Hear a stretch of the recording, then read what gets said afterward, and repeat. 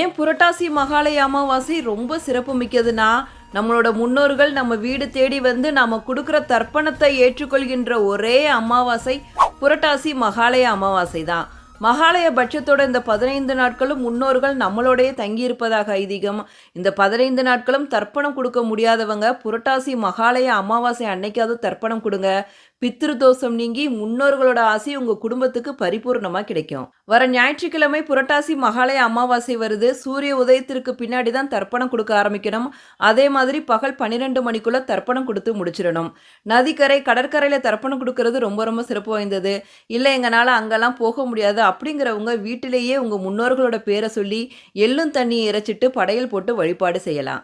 அமாவாசை அன்னைக்கு பசுமாட்டுக்கு அகத்திக்கீரை கொடுப்பது, ஏழை எளிய மக்களுக்கு தானம் கொடுப்பது ரொம்ப ரொம்ப சிறப்பானது. தானம்ங்கிறது எல்லா நாளுமே செய்யலாம். ஆனால் அமாவாசை அன்னைக்கு செய்கிறது ரொம்பவே சிறப்பு வாய்ந்தது. முடிஞ்சா ஒரு